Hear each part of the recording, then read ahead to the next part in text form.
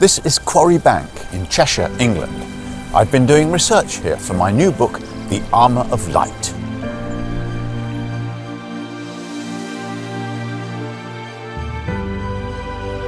Today, Quarry Bank is an idyllic tourist destination and a fascinating museum run by the National Trust. And it was a mill, a lot like this one, where the characters in The Armour of Light would have worked. 14 hours a day, Monday to Friday, and 12 hours on Saturday, weaving cloth at machines.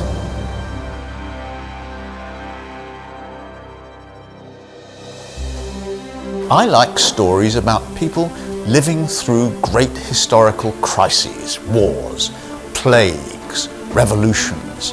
They have to continue with their everyday lives, making a living, falling in love, raising their children, while the whole world is in convulsions all around them. I was drawn to the Industrial Revolution by the conflicts it created: bread riots, machine smashing, and violent resistance to conscription.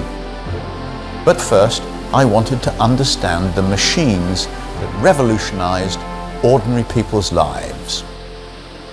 So to spin, you're going to need to turn the wheel, and at the same time, with your left hand, you need to have your thread just sitting under the spindle. So as you turn the wheel, it's going to flick off the end and add some twist. There we go, add a bit more twist. You're doing very well, actually. Good, good, yeah. Draw back a bit more. For hundreds of years, this was done with a spinning wheel, and that's what Sal Clitheroe does at the beginning of The Armour of Light. That's it. Now you're... Oh, that's not bad. It was slow, patient work, always done by women in their cottages and badly paid.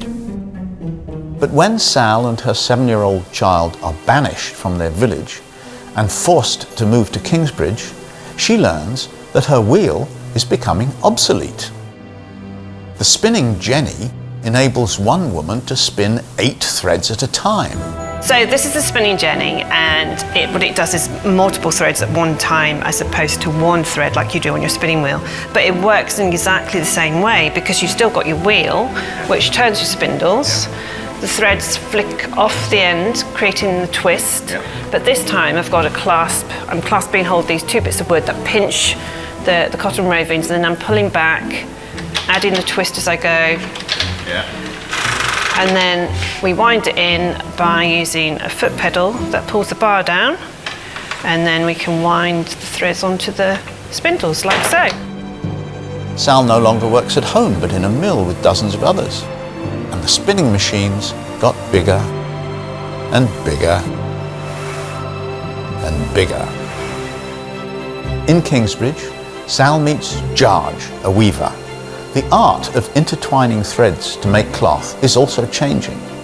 Done by men in their homes for hundreds of years, it's being industrialized with the invention of the steam loom. People like Sal and George are freed from the bullying culture of the village and the tyranny of the squire. Now they can move from place to place in search of work.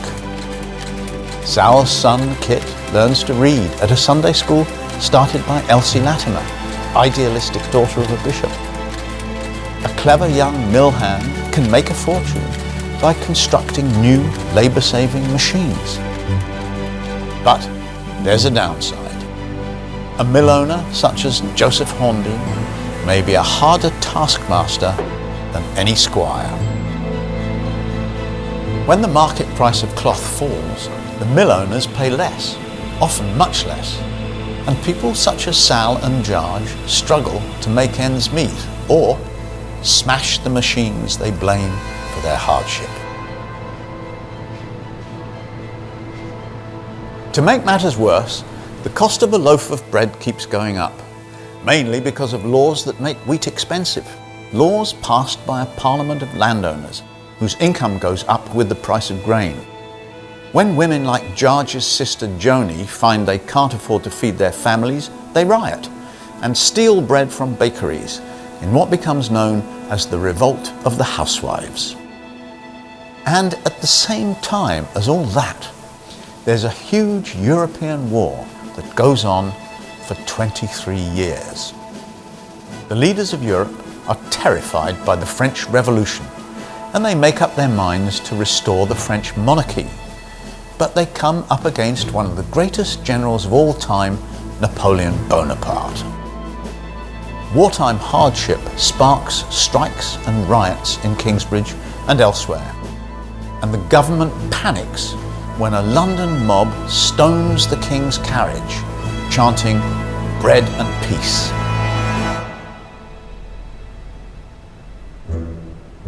Many of my characters go to war, though not always willingly. Kit is conscripted into the Homeland Militia. The notorious press gang kidnaps Jim Pigeon and forces him into the Royal Navy. Men convicted of crimes are sentenced to serve in the army. One way and another, many of my characters end up on the 18th of June, 1815, on the battlefield of Waterloo. In between writing the first and second drafts, I spent a week on the battlefield, researching the area. My advisor, James Cowan, is an expert in this subject and is also involved in making a huge model of the battlefield, which I saw at the National Army Museum. Once we'd returned from our trip, I had many questions for him. At the start of the day, would you say that the two sides were evenly matched? Pretty evenly matched, Ken. The French slightly outnumbered the British. However, the British had the Prussians on their side, but they were 12 miles away at the town of Wavre. In the early hours of the morning, on the 18th of June, 1815, two of my fictional characters are sent by Wellington to the town of Wavre to make sure that the Prussians are on their way. Well, the Prussian army's journey is very fraught. They have to cross a narrow bridge, and then there is a fire in the middle of town, so they have to turn around and find a different route. So by the time they actually get started on their journey in the mid-morning, that was the time they were supposed to arrive at the battlefield of Waterloo. On a sunny day last July, you and I walked the route that the Prussians took from Wavre to Waterloo. It took us 3.5 hours.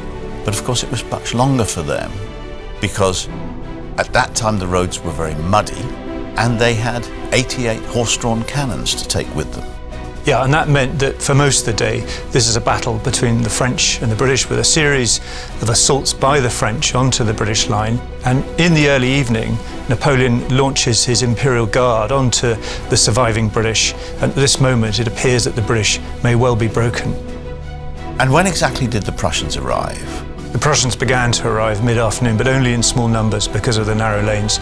But by early evening, they were arriving in very large numbers in the village of Plancenoit, and that had a decisive effect. It was in the rear of Napoleon's position. He had to send more and more troops there, and as a result, the battle was both lost by Napoleon and won by Wellington and Blucher. This was the end of Napoleon's career, as well as the end of an extraordinary battle. Napoleon was defeated and imprisoned, and the unpopular and incompetent Louis XVIII was restored to the French throne. Some of my characters die at Waterloo. The survivors return home to the same old battles between mill owners and mill workers, with the odds stacked in favour of the owners.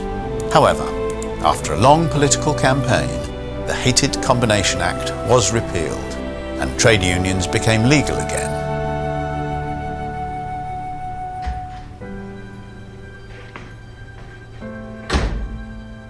The Armour of Light completes an 8-volume cycle of novels which together chronicle the last 1,000 years of Western civilization.